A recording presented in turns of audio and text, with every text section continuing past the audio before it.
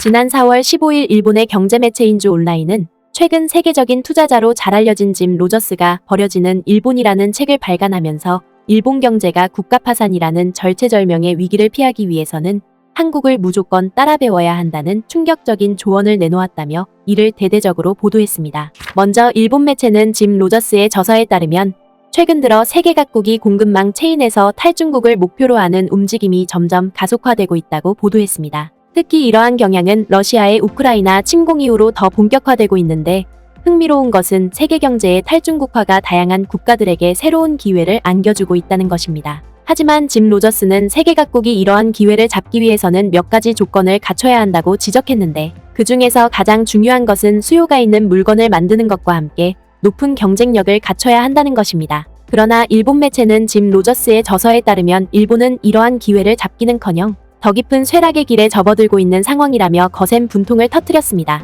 최근 몇 년 동안 일본은 고비용국이 되고 있다. 그 배경에는 과거의 성공이 있다. 고도 경제성장기로 불리는 전후 30년간 일본은 경제적으로 큰 성공을 거두었지만 이윽고 균열이 생겨 그 자리에서 넘어져 쇠퇴의 길을 걸었다. 과거의 성공과 현재의 좌절의 차이가 크기 때문에 일본에서 비즈니스를 하려면 비용이 매우 많이 들게 되어버렸다. 실제로 이 매체는 당장 반도체 분야만 놓고 보더라도 이러한 현실이 고스란히 드러난다고 한탄했습니다. 이는 불과 30년 전까지만 하더라도 전 세계 반도체 시장에서 50%의 점유율을 차지했던 일본은 다른 나라들이 근접할 수 없는 기술력을 갖췄지만 당시 일본에 의해 막대한 무역 적자를 짊어져야 했던 미국 정부가 이를 견제하기 위해 플라자 합의를 요구하게 되면서 엔화 강세 현상이 벌어졌고 이에 따라 일본제 반도체에 대한 가격 메리트가 크게 떨어질 수밖에 없었다는 것입니다. 따라서 가격 경쟁력이 급격하게 추락한 일본의 반도체 산업은 얼마 못 가 세계 시장 점유율에서 10% 이하로 곤두박질치는 상황이 벌어졌다는 것입니다. 뿐만 아니라 그동안 한국과 중국을 비롯해 대만과 같은 아시아 국가들은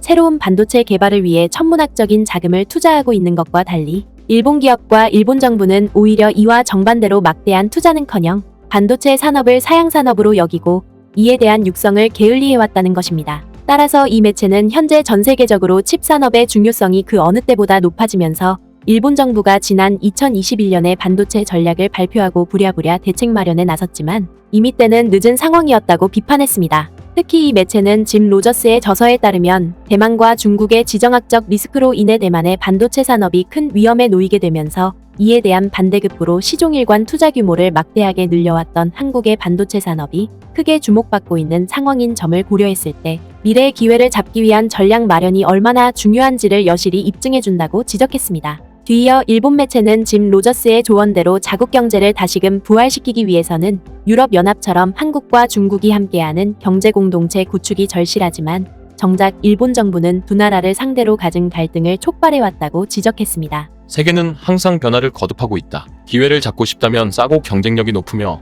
시대에 맞는 테크놀로지가 필요 불가결하다. 일본의 장래를 생각한다면 중국이나 한국과 잘 내나가는 것이 중요하다. 그러나 유감스럽게도 일본은 이 두 나라를 경계하고 있어 원만한 관계라고 보기 어렵다. 앞으로도 여러 가지 다툼이 벌어질 것이다. 나는 왜 너희들은 사이가 안 좋냐고 묻고 싶다. 왜 같은 아시아 국가끼리 함께 힘을 합쳐 세계를 바꾸려 하지 않는 것일까? 정치인들은 자기 나라가 잘 안 될 때면 반드시 다른 나라를 탓하기 마련이다. 지금의 한중일 관계에는 그것이 나타나 있는지도 모른다. 가까운 장래에 미중전쟁의 발발은 불가피하다고 나는 생각하지만 그런 상황에 빠지면 설사 중국이 전쟁에 졌다 해도 중국과 우호관계가 없는 일본은 성공하지 못하는 편에 있을 가능성이 높다. 비참한 상황을 피하고 싶다면 한국과 중국을 상대로 한 싸움을 그만두는 것이 우선이다. 그러면서 일본 매체 인주 온라인은 일본 정부가 한국과 중국을 포함하는 경제 공동체를 반드시 구축해야 할 명분은 충분히 차고 넘친다고 보도했습니다. 먼저 이 매체는 당장 중국의 경우만 놓고 보면 전기차 시장에서 높은 잠재력을 보이고 있는 만큼 일본 기업들이 중국과 협력에 나선다면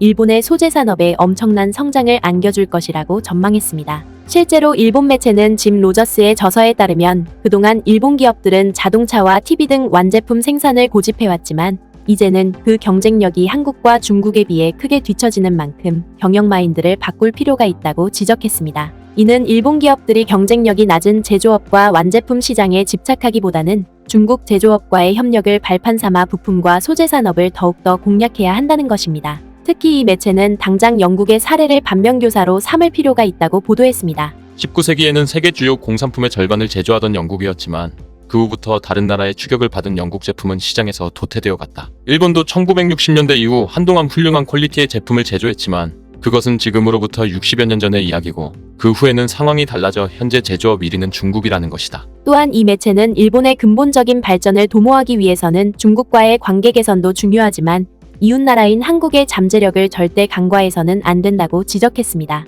그도 그럴 것이 일본 매체는 현재 여러 정치적 이해관계로 인해 한국과 북한의 관계가 나날이 험악한 분위기를 연출하고 있지만 만약에 한국과 북한이 적대적인 관계를 청산하고 한반도 평화체제를 구축하게 된다면 동북아시아 시장 경제에 엄청난 변화를 가져오게 될 것이라고 전망했습니다. 최근의 모습에서 북한은 폐쇄됐다고 보는 사람도 있지만 변혁이 찾아오기까지의 시간이 약간 지연될 뿐이다. 남북 통일을 실현하기 위해서는 다양한 장애물이 있는 것은 사실이지만 이 점은 양국의 군사비 삭감의 여지가 있고 다른 나라로부터의 출자 또한 상당한 금액을 발할 수 있다. 현재 북한의 인구는 약 2,500만 명이다. 천연자원이 풍부한 것 외에도 국민 모두가 근면하고 인건비가 싸다. 한국이 여러 산업의 노하우를 북한에게 가르칠 수 있을 것이다. 만약 경제개방이 실현되면 한국과 북한을 찾은 관광객 수도 극적으로 늘어날 것이다. 남북한이 통일되면 외국에서 투자를 유치할 수 있을 뿐만 아니라 국내 투자도 활발해진다. 그러면서 일본 매체는 한국과 북한의 경제 공동체 구축을 놓고 비단 한국에서 뿐만 아니라 일본을 비롯한 국제사회에서도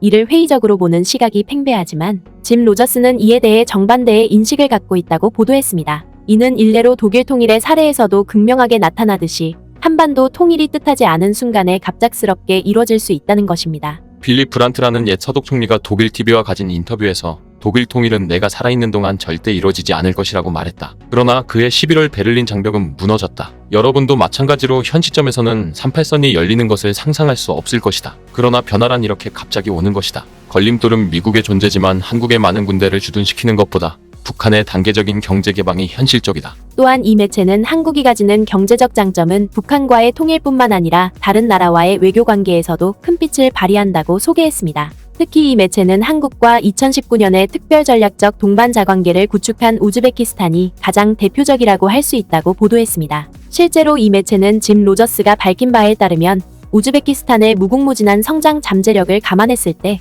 한국과 우즈베키스탄의 경제 협력은 앞으로 두 나라를 아시아 최대의 경제 강대국으로 성장시키는 가장 중요한 원동력이 될 것이라며 크게 부러워하는 반응을 보였습니다. 우즈베키스탄은 금과 우라늄을 비롯해 천연가스와 원유 같은 천연자원이 풍부하기 때문에 나는 앞날을 기대하고 이 나라에 투자를 시작했다. 어쩌면 이 나라는 장차 아시아 호랑이가 될지도 모른다. 인류국은 대두되는 다른 나라에서 배우거나 손잡을 기회를 엿보는 것이 중요하다. 인류국이 영원히 지속되지 않는 것처럼 인류국도 영원히 지속될 수 없기 때문이다. 일본도 이 점을 명심하길 바란다. 그러면서 일본 매체인주 온라인은 지금의 한국 상황이 녹록지 않다고 해서 일본 정부가 이를 만만하게 대하기보다는 인류 경제로 뒤처진 자국 경제를 다시 일으켜 세우기 위해서라도 엄청난 성장 잠재력을 내포한 한국과 다각적인 협력을 모색해야 한다고 조언했습니다. 결국 일본 매체의 이러한 보도는 눈앞의 현실에 안주하지 않고 보다 나은 미래를 위해 혁신과 투자를 게을리하지 않아야만 세계 인류로 자리매김할 수 있음을 보다 사실감 있게 보여주고 있습니다.